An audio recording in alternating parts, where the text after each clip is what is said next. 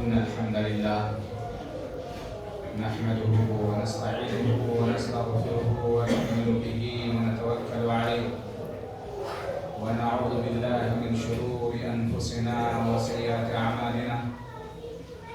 من يهده الله فلا مضل له ومن يضلل فلا هادي له، وأشهد أن لا إله إلا الله وحده لا شريك له، وأشهد أن محمدا عبده ورسوله أرسله الله بالحق بشيرا ونذيرا وداعيا إلى الله بإذنه وسراجا منيرا. يا أيها الذين آمنوا اتقوا الله حق تقاته ولا تموتن إلا وأنتم مسلمون. يا أيها الناس اتقوا ربكم الذي خلقكم من نفس واحدة وخلق منها زوجها وبث منهما رجالا كثيرا ونساء، واتقوا الله الذي تساءلون به والأرحام إن الله كان عليكم رقيبا. يا أيها الذين آمنوا اتقوا الله وقولوا قولا سديدا يصلح لكم أعمالكم ويغفر لكم ذنوبكم، ومن يطع الله ورسوله فقد فاز فوزا عظيما. أما بعد، فإن خير الحديث كتاب الله، وخير الهدي هدي محمد صلى الله عليه وسلم، وشر الأمور محدثاتها، وكل محدثة بدعة، وكل بدعة ضلالة، وكل ضلالة في النار. أعوذ بالله السميع العليم من الشيطان الرجيم. إنما يخشى الله من عباده العلماء. وقال النبي صلى الله عليه وسلم: خيركم من تعلم القرآن وعلمه. معزز حاضرین، بزرگان دین، دینی ملی بھائیوں، ساتھیوں، ماؤں اور بہنوں، دنیا میں بہت سارے مذاہب، ادیان پائے جاتے ہیں. ان میں ایک اہم اور بہت بڑا مذہب اسلام ہے. قرآن کریم میں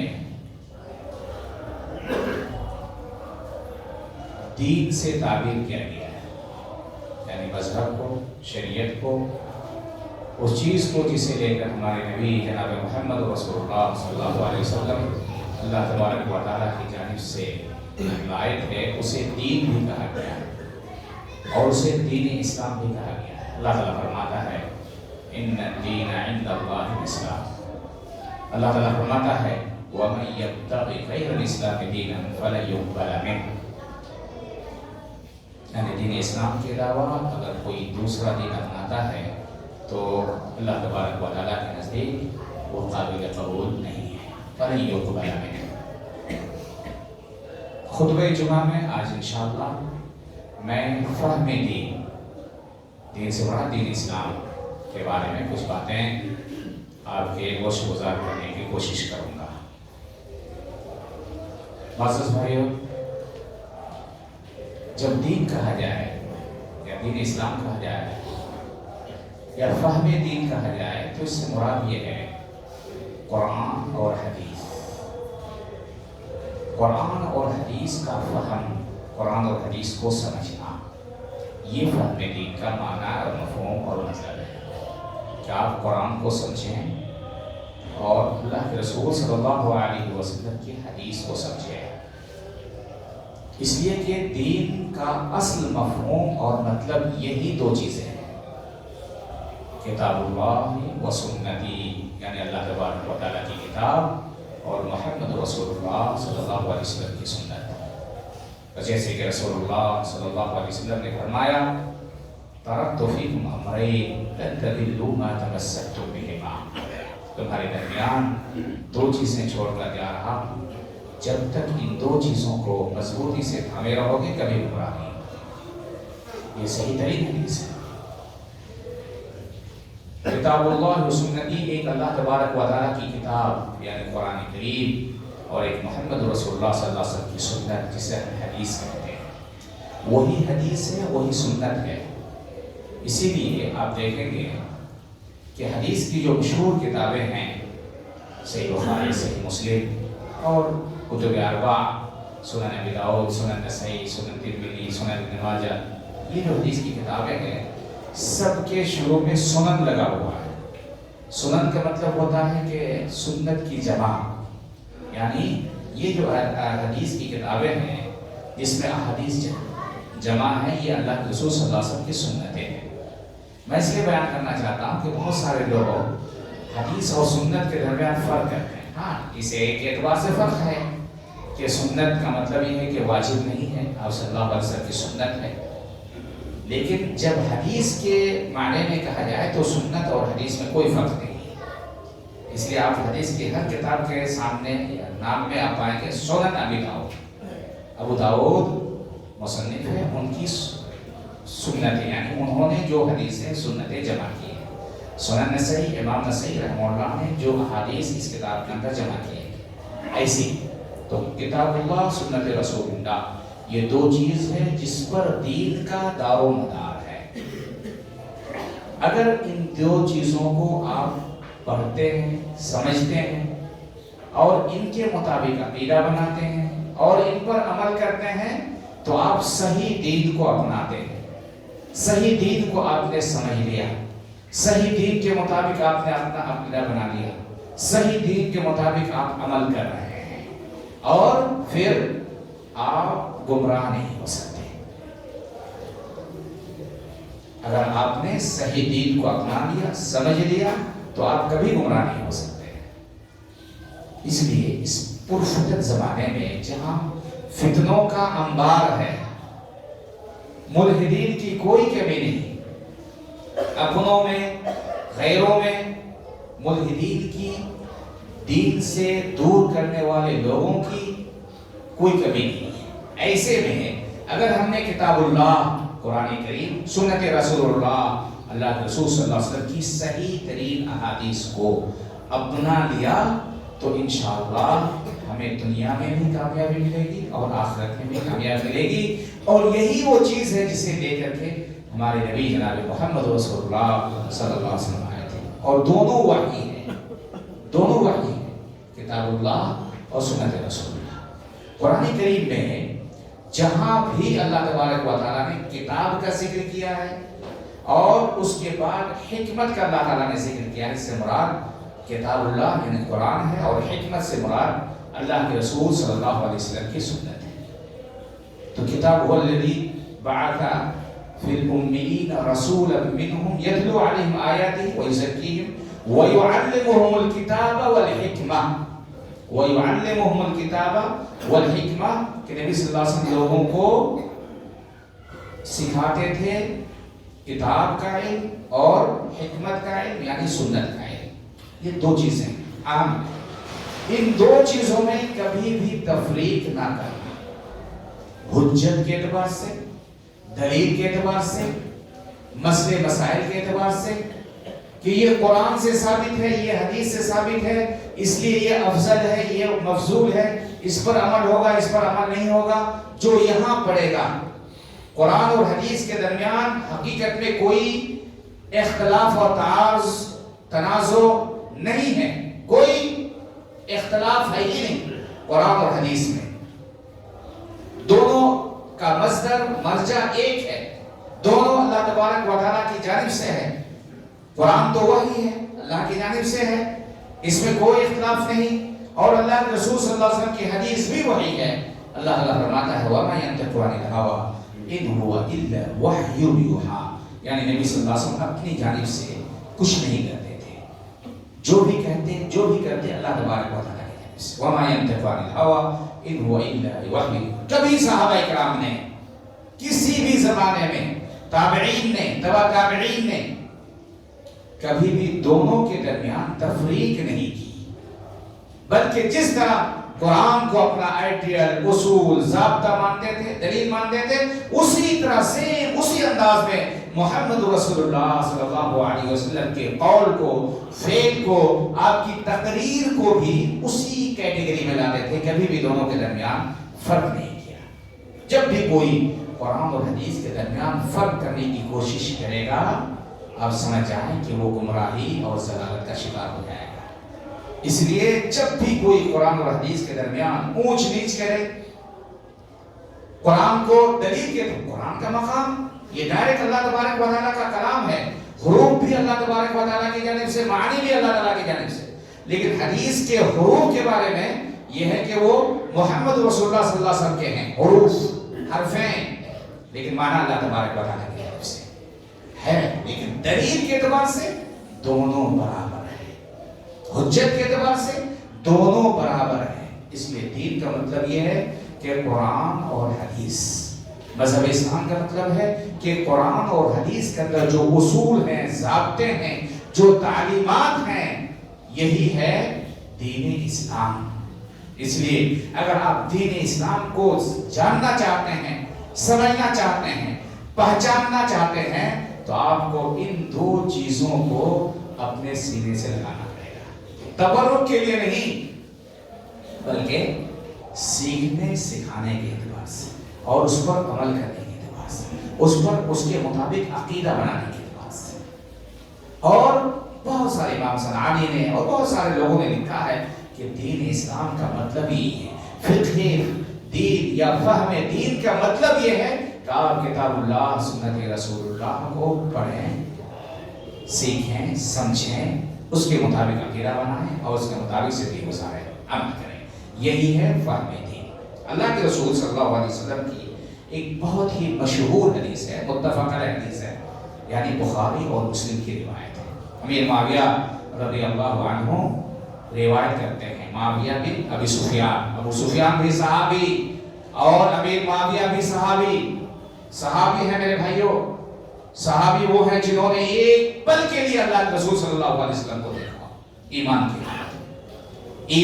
کی حالت میں جس نے ایک پل کے لیے اللہ کے رسول صلی اللہ علیہ وسلم کو دیکھ لیا، وہ صحابی ہے۔ میں اس لیے امیر معاویہ کے نام کے سامنے یا اس کے نام آتے ہی میں نے اس چیز کا ذکر کیا کہ آج ہمارے بہت سارے مسلمان بھائی امیر معاویہ کے بارے میں بہت کچھ گستاخی کرتے ہیں۔ کیسے؟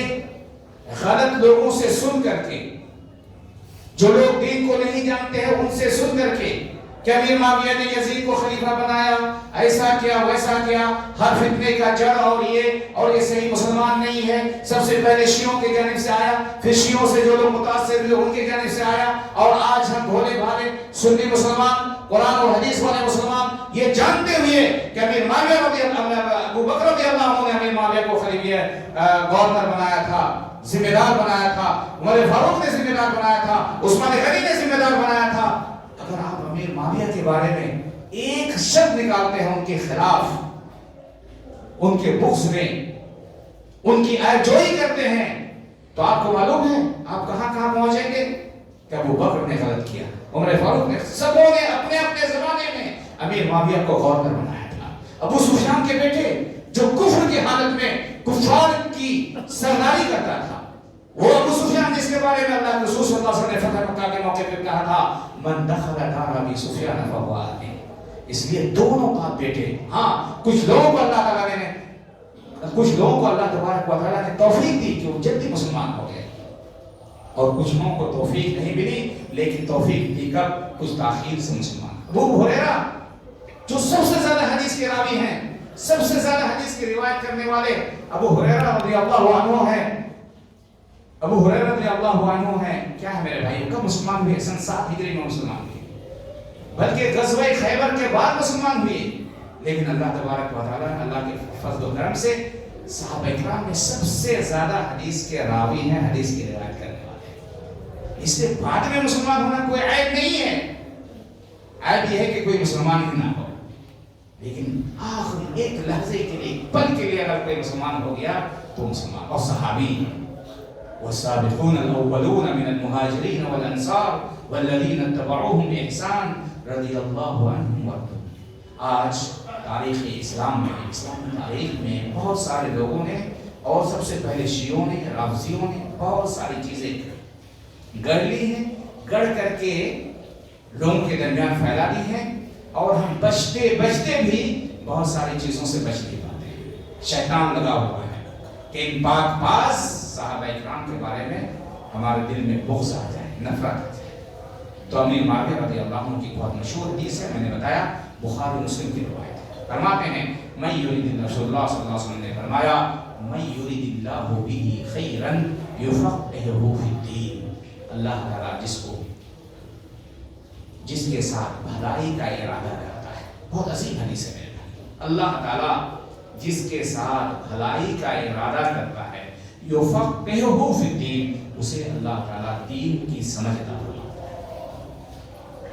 اس حدیث کا واضح مفہوم یہ ہے، لوگوں نے لکھا ہے، محدثین نے لکھا ہے، شارحین نے لکھا ہے کہ اگر کسی نے دین کو سمجھ لیا، سمجھنے کی کوشش کی، دین فہمی کہ جو اسباب اور وسائل ہوتے ہیں اس کو اپنا لیا، تو اس کا واضح مطلب یہ ہے کہ اللہ تبارک و تعالیٰ نے اس کے ساتھ بھلائی کا ارادہ کر لیا۔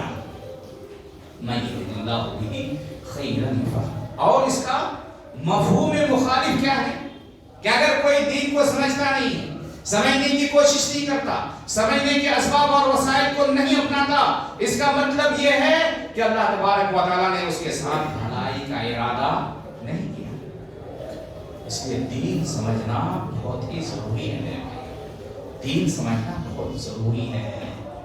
اس چیز کو ہمارے صحابہ کرام نے سمجھ لیا تھا کہ نہیں، دین سمجھے بغیر ہم مسلمان نہیں رہ سکتے، یا صحیح مسلمان نہیں ہو سکتے، یا صحیح طور پر اسلام کو اپنا نہیں سکتے۔ اسی لیے اکثر صحابہ کرام، نوٹ کر لو میرے بھائیو، اکثر صحابہ کرام قرآن کے حافظ ہوتے تھے، اکثر صحابہ کرام، کوئی ایسے صحابی نہیں تھے جو قرآن کی صورتیں، اور اس وقت جب آج ہر مسجد میں آپ قرآن پائیں گے، ہر گھر میں آپ قرآن کا نسخہ پائیں گے، اس وقت قرآن اس شکل میں نہیں تھا، قرآن بعض اجزاء میں تھا، اجزاء میں، کوئی ایک سورت ایک جگہ، کوئی سورت دوسری جگہ، کوئی بعض تختیاں ایک جگہ، یہ سب چیزیں تھیں۔ اس کے باوجود ہزاروں کی تعداد میں آپ صلی اللہ علیہ وسلم کی موجودگی میں صحابہ کرام قرآن کے حافظ تھے، خلفائے راشدین اور بڑے بڑے صحابہ کرام جتنے تھے سب قرآن کے حافظ تھے۔ کیوں؟ اس لیے وہ جانتے تھے کہ قرآن پڑھنا ہے، قرآن سمجھنا ہے، اس کے بغیر آپ علم حاصل ہوئے، اس کے بغیر آپ دین کو نہیں سمجھ سکتے، اور دین پر آپ عمل نہیں کر سکتے، اس کے بغیر نہیں کر سکتے۔ اسی لیے ہم دیکھتے ہیں کہ اسی زمانے سے، صحابہ کرام کے زمانے ہی سے قرآن لکھنے کا رواج، اللہ کے رسول صلی اللہ علیہ وسلم کی حدیثیں لکھنے کے رواج، اور اس کو بھی جان لیجئے کہ اللہ کے رسول صلی اللہ علیہ وسلم کی حدیثیں بھی اسی زمانے سے لکھی جا رہی ہیں۔ ہاں، ایک فترہ کے لیے، کچھ دنوں کے لیے، کچھ مہینے، کچھ سالوں کے لیے اللہ کے رسول صلی اللہ علیہ وسلم نے لکھنے سے منع کیا تھا، لیکن بعد میں آپ نے اجازت دے دی۔ حدیث اور قرآن اسی زمانے میں لکھا جا چکا ہے۔ کیوں؟ اس لیے کہ اللہ تبارک و تعالیٰ نے اس دین اور اس شریعت، جو آخری شریعت ہے، اس کے بعد کوئی شریعت آنے والی نہیں ہے، اس کی حفاظت کی ذمہ داری خود لے لی ہے۔ اِنَّا نَحْنُ نَزَّلْنَا الذِّكْرَ وَإِنَّا لَهُ لَحَافِظُونَ، ہم نے ذکر نازل کیا، ہم اس کی حفاظت کریں گے۔ اس سے پہلے قرآن میں واضح طور پر اللہ تعالیٰ نے بتا دیا، اس سے پہلے جتنے بھی دین اور جتنے بھی مذاہب آئے، جتنے انبیاء کرام اپنے اپنے دین کو لائے، اس دین کی حفاظت کی ذمہ داری اس وقت کے لوگوں کے ذمے تھی، لیکن انہوں نے یاد نہیں کر پایا، تو اللہ تبارک حفاظت نہیں کر پائی، تو اللہ تعالیٰ نے خود اس دین کی حفاظت کی ذمہ داری لے لی ہے۔ اس لیے آپ دیکھیں گے ہر گاؤں میں حافظ پاؤ گے، ہر گھر میں قرآن پاؤ گے۔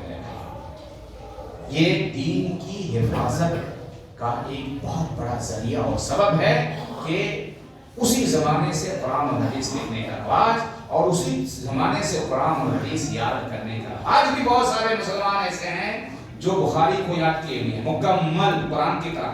قرآن تو آپ گھر دیکھتی ہیں، حافظ قرآن ہر گھر میں، ہر محلے میں، ہر جگہ الحمدللہ قرآن کے حافظ ہیں، اور اللہ کے رسول صلی اللہ علیہ وسلم کی حدیث کے بھی حفاظ کرام بہت زیادہ ہیں پوری دنیا میں۔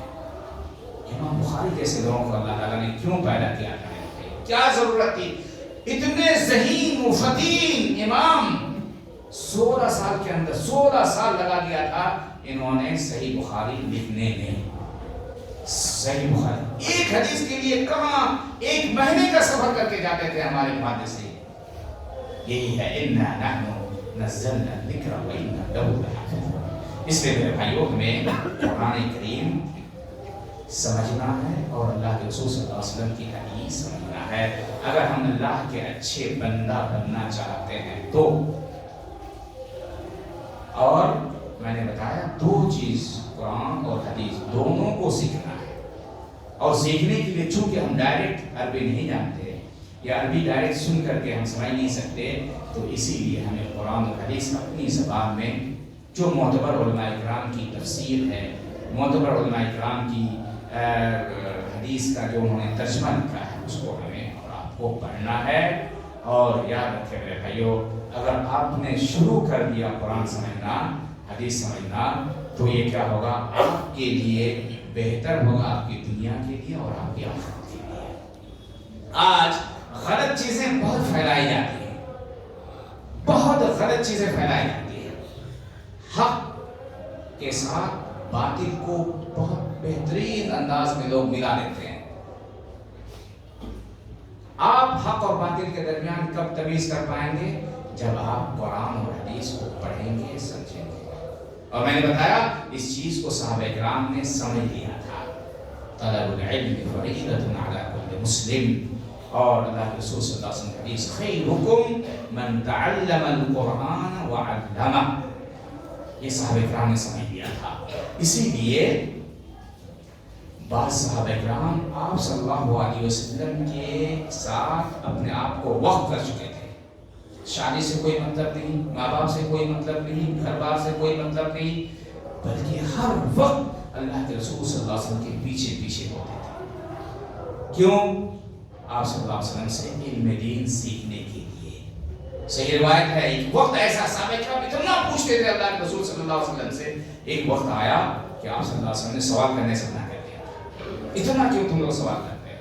پھر جبرائیل علیہ السلام آ گئے اور آپ صلی اللہ علیہ وسلم سے انسانی شکل میں آ کر سوال کرنے لگے. حدیث جبرائیل کے نام سے جو حدیث مشہور ہے, ایمان کے بارے میں پوچھا, اسلام کے بارے میں پوچھا, احسان کے بارے میں پوچھا, قیامت کے بارے میں پوچھا, قیامت کی نشانی کے بارے میں پوچھا, اور آپ صلی اللہ علیہ وسلم نے جواب دیا. یہ علم کے سیکھنے سکھانے سے متعلق حدیثیں ہیں. صحابہ کرام اللہ کے رسول صلی اللہ علیہ وسلم سے علم حاصل, مرد بھی عورت بھی. حضرت عائشہ رضی اللہ عنہا 4 صحابیات ہیں جنہوں نے سب سے زیادہ اللہ کے رسول صلی اللہ علیہ وسلم سے حدیثیں روایت کی ہیں. ان میں سے ایک حضرت عائشہ رضی اللہ عنہا, حضرت عائشہ رضی اللہ عنہا بھی ہیں. ابو ہریرہ حضرت عائشہ ہیں, عبداللہ ابن عمر ہیں, عبداللہ ابن عباس ہیں, عبداللہ ابن زبیر ہیں, عبداللہ ابن عمرو بن عاص ہیں. یہ لوگ ہیں بہت زیادہ حدیث کے راوی ہیں روایت میں. اللہ کے رسول صلی اللہ علیہ وسلم کے پیچھے پیچھے. کچھ صحابہ کرام ایسے تھے, بلکہ حضرت علی کے بارے میں آتا ہے اور حضرت عبداللہ ابن عمر رضی اللہ عنہ کے بارے میں بھی آتا ہے کہ یہ لوگ چپکے سے اللہ کے رسول صلی اللہ علیہ وسلم, یہ رشتہ داری تھی, آپ صلی اللہ علیہ وسلم کے پیٹ پر بستر پر سو جاتے تھے. کیوں میرے بھائیوں؟ کہ رسول اللہ صلی اللہ علیہ وسلم کے رات کے معاملات کو دیکھیں. رات میں آپ کیا کرتے ہیں, کیسے لیٹتے ہیں, کب بیدار ہوتے ہیں, بیدار ہوتے وقت کیا پڑھتے ہیں, کیا کرتے ہیں, یہ تمام چیزیں. اور کہتے ہیں عبداللہ ابن عمر رضی اللہ بخاری کی روایت ہے, کہتے ہیں کہ ہم سو جاتے تھے, بلکہ بعض روایت میں ہے کہ ہم عرض میں چوڑائی میں سوتے تھے. چوڑائی میں کیوں سوتے تھے؟ اس لیے کہ لمبائی میں سونے کی جگہ نہیں ہوتی تھی. تو پیر کے نیچے, جو پرانے لوگ ہوں گے وہ جانتے ہوں گے کہ کچھ بچوں کو پیر کے نیچے پیر کی طرف سلا دیتے ہیں, جگہ نہیں ہوتی پیر کی طرف سلا دیتے. کہتے ہیں ہم عرض میں جا کر کے چوڑائی میں سو جاتے تھے اور ظاہر کرتے تھے کہ ہم آنکھ بند کر لیے ہیں, سوئے بھی ہیں, لیکن ہم ٹکٹکی باندھ کر کے دیکھتے تھے کہ آپ صلی اللہ علیہ وسلم کیا کر رہے ہیں. کیوں میرے بھائیوں؟ علم سیکھنے کے لیے. اور یہ ہمارے نبی صلی اللہ علیہ وسلم کا بھی طریقہ تھا. چھوٹے چھوٹے بچے کو اپنی سواری کے پیچھے بیٹھاتے تھے اور علم دیتے تھے, سکھاتے تھے. عبداللہ بن عباس, معاذ بن جبل, اسامہ بن زید اور فضل بن عباس, ایسے لوگوں کو اللہ کے رسول صلی اللہ علیہ وسلم اپنی سواری کے پیچھے بیٹھاتے تھے اور علم سکھاتے تھے. یا معاذ اتدری ما حق اللہ علی العباد وما حق العباد علی اللہ. یہ عظیم حدیث اللہ کے حقوق بندوں پر، بندوں کے حقوق اللہ تبارک و تعالیٰ پر، یہ حدیث اللہ کے رسول صلی اللہ علیہ وسلم نے معاذ بن جبل رضی اللہ عنہ کو سکھائی تھی. آپ ان کو اپنے سواری کے پیچھے بیٹھائے ہوئے تھے. عبداللہ بن عباس چھوٹے تھے. آپ صلی اللہ علیہ وسلم کے انتقال کے وقت عبداللہ بن عباس رضی اللہ عنہ کی عمر صرف 10 سال تھی. 10 سال سے پہلے کا واقعہ ہے کہ آپ صلی اللہ علیہ وسلم اپنی سواری کے پیچھے بیٹھائے ہوئے تھے اور کہہ رہے تھے یا غلام انی اعلمک کلمات احفظ اللہ یحفظک احفظ اللہ تجد تجاہ اذا سألت فاسأل اللہ واذا استعنت فاستعن باللہ واعلم ان الامة لو اجتمعت علی. بہت عظیم حدیث ہے دین کے تمام دعائم کو، دین کے تمام اصول کو، توحید کو، توحید عبادت کو، اللہ تبارک و تعالیٰ پر توکل، اللہ تبارک و تعالیٰ کے بھروسہ، ان تمام قضا قدر تمام چیزیں اسی چھوٹی سی حدیث کے اندر داخل ہیں. اور آپ صلی اللہ علیہ وسلم نے کس کو سکھایا؟ چھوٹے بچے کو سکھایا. اور کب آپ سفر میں ہیں یا چل پھر رہے ہیں اپنی سواری کے پیچھے بیٹھائے ہوئے ہیں. اپنے سبوں کو سکھایا، بوڑھوں کو بھی سکھایا، جوانوں کو بھی سکھایا، بچوں کو بھی سکھایا اور عورتوں کو. اللہ رسول صلی اللہ علیہ وسلم باری متعین کرتے تھے عورتوں سے بھی. آپ صلی اللہ علیہ وسلم عورتوں کے پاس جاتے تھے، انہیں واعظ نصیحت کرتے تھے، انہیں سکھاتے تھے. کیوں؟ اس لیے کہ دین کا سمجھنا ہر مسلمان پر ضروری ہے، ضروری ہے. اس کے بغیر آپ مسلمان ہو ہی نہیں سکتے. یہ دین وہ دین ہے جس کو ہم پریکٹیکلی طور پر کہہ سکتے ہیں کہ بغیر پریکٹیکل کے آپ اس دین کو سمجھ نہیں سکتے، اس دین پر چل نہیں سکتے. بہت سارے مذاہب میں، ہندو دھرم ہے، کوئی ضروری نہیں کہ آپ اس کے تمام اصول و ضابطے کی پابندی کریں. نہ، ضروری نہیں. کوئی بھی کرسچن ہو، آپ نے کہہ دیا زبان سے میں کرسچن ہوں، میں ہو گیا. لیکن یہ دین ایسا دین ہے کہ آپ اسی کے مطابق آپ کو چلنا ہے. ایک چیز میں بتانا چاہتا ہوں کہ دین سیکھنا بہت آسان ہے. اللہ کے رسول صلی اللہ علیہ وسلم نے فرمایا ان الدین یسر، دین بہت آسان ہے. آسان ہے عمل کرنے کے اعتبار سے، آسان ہے سمجھنے کے اعتبار، بہت آسان ہے. بس لوگوں کے فتووں نے، لوگوں کی وجہ سے آج ہمارا دین بہت مشکل ہے اور آج ہم قرآن اور حدیث سے بہت دور ہو گئے ہیں. لوگوں کے فتووں کے نہیں سمجھ سکتے. 12 علوم آپ کو پہلے سیکھنا پڑے گا، 14 علوم آپ کو سیکھنا پڑے گا، تب جا کر کے آپ دین کو سمجھیں. رانگ ہے، غلط. قرآن پڑھیے. ہاں، ایک بات اہم کہ آپ صرف قرآن لے کر کے بیٹھ جائیں یہ کافی نہیں ہے. اہل علم کا رخ کریں، اہل علم سے اپنا کانٹیکٹ رکھیں، سیکھیں. اہل علم کو کے سامنے سیکھیں. میں کبھی نہیں کہتا کہ آپ صرف قرآن و حدیث کو لے کر کے الگ ہو جائیں اور جا کر کے فتوا پر فتوا ٹھونکیں، اس کو کافر، اس کو کافر، یہ بھی کافر، وہ بھی کافر. یہ سب چیزیں صحیح نہیں ہیں. آپ قرآن و حدیث کو سیکھیں. قرآن و حدیث الحمدللہ اردو زبان میں آپ پڑھ کر کے آپ اہل علم سے رجوع کر کے فاسألوا اہل الذکر ان کنتم لا تعلمون. بہت آسان ہے بھائی. اس کے علاوہ قرآن کریم کی ایک ہی سورت، چھوٹی سی سورت کے اندر اللہ تعالیٰ نے 3 آیتیں، ایک ہی آیت 3 مرتبہ بار بار ذکر کیا ہے. وَلَقَدْ يَسَّرْنَا الْقُرْآنَ لِلذِّكْرِ فَهَلْ مِن مُدَّكِرٍ. قرآن کو ہم نے بہت آسان بنایا ہے کوئی سمجھنے والا؟ ہم کہتے ہیں نہیں بہت مشکل ہے. لوگوں کا فتویٰ ہے وَلَقَدْ يَسَّرْنَا الْقُرْآنَ لِلذِّكْرِ فَهَلْ مِن مُدَّكِرٍ. وَلَقَدْ يَسَّرْنَا الْقُرْآنَ لِلذِّكْرِ فَهَلْ مِن مُدَّكِرٍ. قرآن کو ہم نے آسان بنایا. قرآن کو ہم نے آسان بنایا. قرآن ایک ہی آیت کے اندر 3 مرتبہ.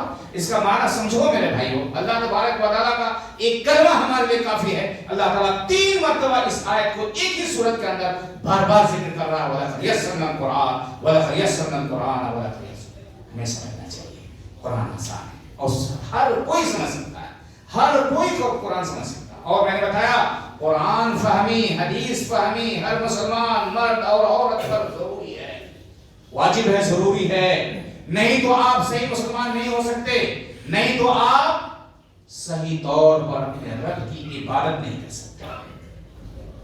بغیر قرآن اور حدیث کو سمجھے آپ اپنے رب کی عبادت نہیں کر سکتے. اسی لیے تو اللہ کے رسول صلی اللہ علیہ وسلم نے فرمایا فضل العالم علی العابد کفضلی علی ادناکم.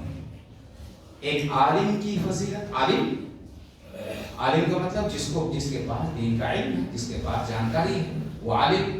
عابد وہ ہے جس کے پاس علم نہیں ہے لیکن وہ عبادت کر رہا ہے.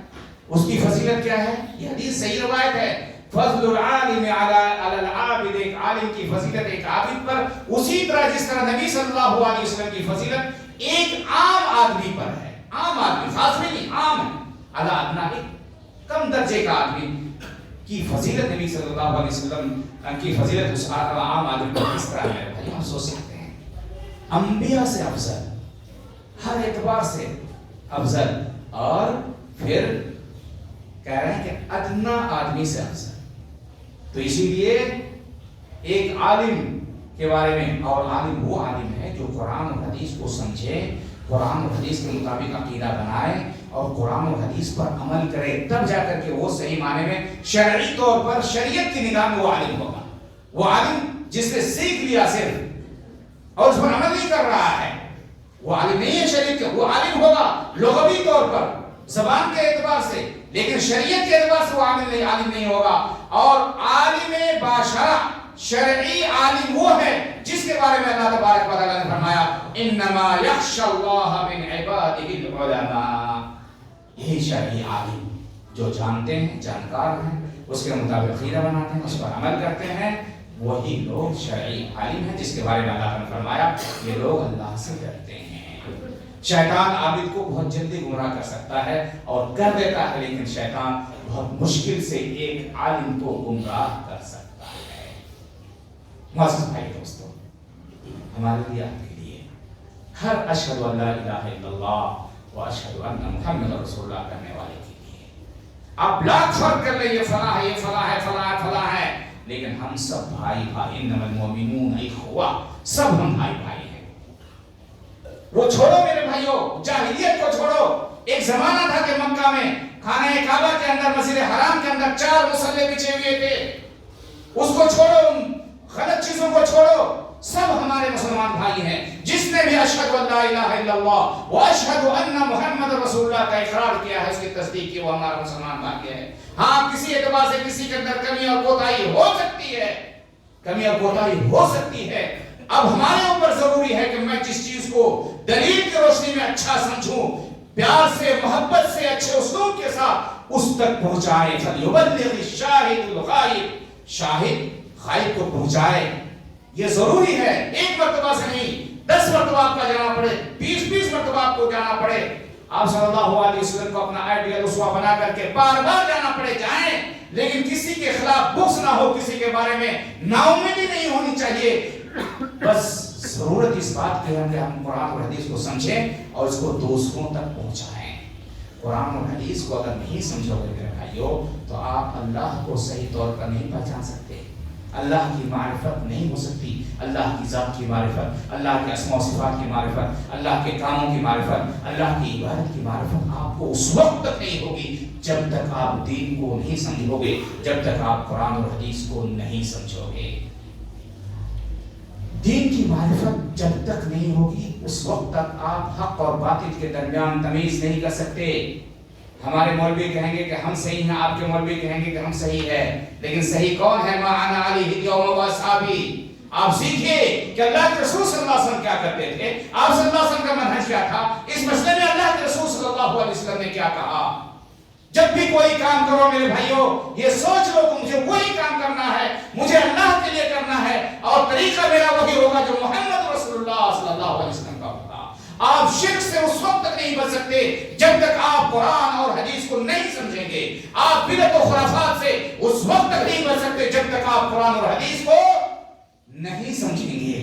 حق اور باطل کے درمیان، حرام و حلال کے درمیان، باطل افکار و نظریات سے آپ اس وقت تک نہیں بچ سکتے جب تک آپ کے ہاتھ میں، ایک ہاتھ میں قرآن اور دوسرے ہاتھ میں محمد رسول اللہ صلی اللہ علیہ وسلم کی حدیث نہیں ہوگی. اس لیے دین فہمی ضروری ہے. دین کو سمجھو میرے بھائیوں صحیح انداز سے، اچھے انداز سے، اور اسی طرح سمجھنے کی کوشش کرو جس طرح صحابہ کرام نے سمجھا تھا، جس طرح تابعین نے سمجھا تھا، جس طرح تبع تابعین نے سمجھا تھا، جس طرح ائمہ کرام نے سمجھا تھا، جس طرح امام حنیفہ نے سمجھا تھا، جس طرح امام مالک، امام شافعی، امام احمد بن حنبل نے سمجھا تھا. اللہ کی قسم، اللہ کی قسم، یہ 4 ائمہ ان تمام شرکیات سے، ان تمام بدعات سے، ان تمام خرافات سے بری ہیں، بری ہیں. جو خرافات آج مسلمان ان کے ناموں پہ کرتے ہیں، وہ سب کے سب بری تھے. وہ سب کے سب ہمارے ائمہ ہیں. ان کے علاوہ تابعین حسن بصری، محمد بن سیرین، ان کے علاوہ محدثین میں امام بخاری، امام مسلم، امام ترمذی، امام نسائی، امام ابن ماجہ، اور جتنے بھی ہمارے آج بھی جو بڑے بڑے علماء معتبر علماء کرام ہیں، جو علماء ہیں صحیح معنی میں، جنہوں نے کتابیں لکھی ہیں، جنہوں نے اللہ کے رسول صلی اللہ علیہ وسلم کی صحیح احادیث کو جمع کیا ہے، جنہوں نے اللہ کے رسول صلی اللہ علیہ وسلم کی طرف منسوب غلط چیزوں کو ایک ایک کر کے کھنڈن کر کے بیان کر دیا ہے کہ یہ چیزیں غلط ہے، یہ موضوع ہے، یہ ضعیف ہے، یہ منغلط ہے، یہ اللہ کے رسول صلی اللہ علیہ وسلم کی حدیث نہیں ہے. ان تمام لوگوں کی تمام صحیح باتوں کو لینا ہم تمام لوگوں پر واجب اور ضروری ہے. ہمیں کسی سے پہلے الحکمت ضالۃ، حکمت کی بات، اچھی بات، قرآن کی بات، حدیث کی بات، صحیح بات جہاں سے ملے لے لو میرے بھائیو، جہاں سے ملے لے لو. لیکن یہ فرقہ بندی، یہ مذہبی چیز، یہ انتشار، یہ کسی بھی اعتبار سے کوئی غلط کیوں کرتا ہے؟ اس لیے کہ اس کو صحیح معلوم نہیں ہے، یا معلوم ہے لیکن وہ دنیا پرست ہے. اس لیے آپ کو اور ہمیں بہت زیادہ فکر کرنے کی اور نا امیدی کی کوئی ضرورت نہیں ہے. اگر آپ لوگوں کو بھلائی کا حکم دیں گے تو اس وقت آپ کو قرآن اور حدیث کا سمجھنا ضروری ہے. جب آپ لوگوں کو برائی سے روکیں گے اس وقت آپ کو قرآن و حدیث کا علم ہونا ضروری ہے. آپ جانیں کہ صحیح کیا ہے، غلط کیا ہے، آپ جانیں کہ معروف کیا ہے، منکر کیا ہے، اور پھر اچھے اسلوب کے ساتھ، حکمت کے ساتھ، پیار محبت کے ساتھ، نرمی کے ساتھ آپ بار بار ان لوگوں کو اپنی طرف بلائیں. اپنی طرف نہیں، یعنی قرآن کی طرف اور محمد رسول اللہ صلی اللہ علیہ وسلم کی سنت کی طرف، حدیث کی طرف ضرور بلائیں.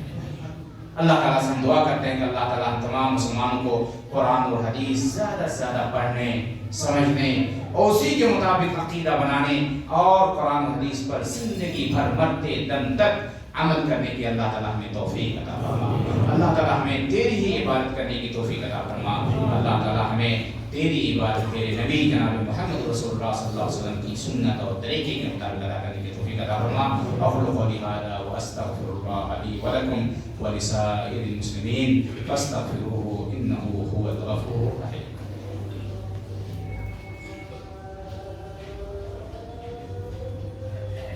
ان الحمد للہ نحمده ونستعينه ونستغفره ونؤمن به ونتوكل عليه ونعوذ بالله من شرور أنفسنا وسيئات أعمالنا. من يهده الله فلا مضل له ومن يضلل فلا هادي له، وأشهد أن لا إله إلا الله وحده لا شريك له، وأشهد أن محمدا عبده ورسوله. أما بعد فإن خير الحديث كتاب الله، وخير الهدي هدي محمد صلى الله عليه وسلم، وشر الأمور محدثاتها وكل محدثة بدعة وكل بدعة ضلالة وكل ضلالة في النار. أعوذ بالله السميع العليم من الشيطان الرجيم.